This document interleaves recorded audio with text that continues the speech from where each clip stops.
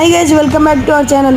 ఈ రోజు వీడియో వచ్చేసి ఏంటి అంటే మా డాడీ అయితే సర్ప్రైజ్ గా కొత్త సైకిల్ అయితే ఇచ్చాడు। సైకిల్ కి అయితే పూజ చేశాం।